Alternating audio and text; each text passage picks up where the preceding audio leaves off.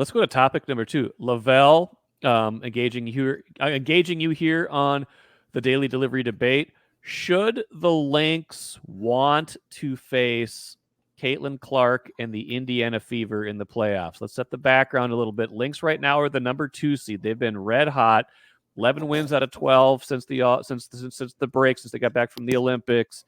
They're a game up on Connecticut right now. Indiana, I think, is the 6th seed right now. So right now, they would miss Indiana because it's 3 versus 6, 2 versus 7, 1 versus 8, 4 versus 5. But they could potentially fall to the 3 seed if they lose to Connecticut here later on in a little bit. Connecticut have the tiebreaker, things like that. What's a better outcome? Should they want to face the challenge and potentially get the gate that comes with the Caitlin Clark playoff games? I think that there's no team in the WNBA that the Lynx should fear. Looking at their schedule during the regular season, I think they've only been blown out twice. They've gone into New York and beaten the Liberty, who have been the top team in the league all year. They can beat any team in this league, and that includes Caitlin Clark and the Fever. I would like to see the Lynx play the Fever as late as possible in the postseason to have even more on the line. Right now, I think they'd open up against the Phoenix Mercury.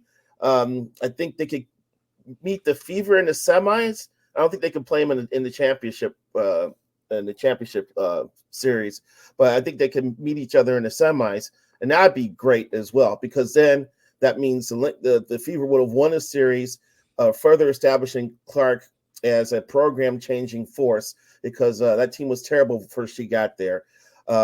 They would be a step away from the finals, and the Lynx, who have done a great job of rebuilding, Cheryl Reeves has done a fantastic job. They could be sniffing the return to the championship series, which we are used to seeing from them. So I think in order to have those storylines collide, when there's the most on the line, I think would be the greatest viewing and the greatest interest. Yeah, I like that. I don't think you should necessarily actively seek out the Fever, but if it happens, that's great.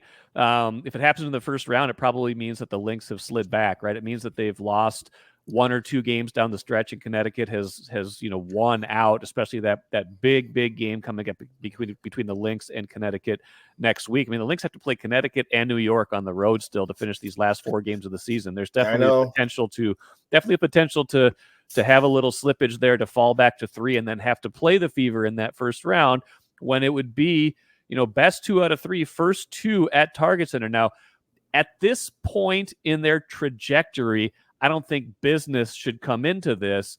That's not a reason to want a team in the playoffs. You want to win in the playoffs, but man, can you imagine a best of 3 with 2 guaranteed home games against the Fever? What that would do for their bottom line this season, and what that would do for their what that would do for the juice at Target Center in round 1?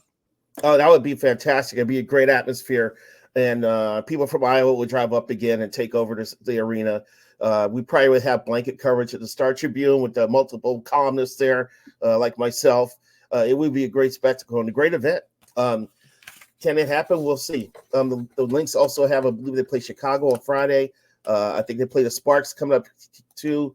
Last game of the season, it's going to be meaty here going down the stretch, and if they can handle that East Coast 2-step there with Connecticut and New York and come out with the number 2 seed, that'd be great. But I'm rooting for a collision with Caitlin Clark, but I want it when there's a lot on the line.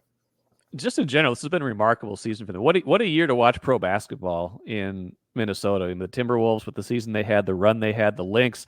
I mean, they were picked like 8th, 9th in the WNBA preseason polls. They were like fringe playoff team. They've been one of the 3 best teams all season long. One of the true teams in the league. I mean, Napheesa Collier's playing like a star, obviously, and she is a star. She should be first team all league. She should be in the MVP conversation. But I don't think anybody outside of the Lynx themselves maybe saw this coming. Yeah, Napheesa Collier may be having the finest season of any Minnesota athlete this year, and that includes Anthony Edwards, who had a fantastic year. But yeah, she's in the MVP conversation in the WNBA for sure, and she's been part of the revitalization of this franchise. So, and props for Cheryl to getting other players to lift their raise their level of play as well. They're a little short-handed rebounding, we all see that at times, but This is a talent team. It's fun to watch. I like shooters, so I'm a big Kayla McBride fan.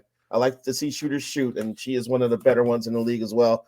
So it's been a fun year. It's been a fun summer. If you think about how the end of the Wolves season turned out, despite losing to Luka Doncic and Dallas, yeah, that was a little bit of a bummer.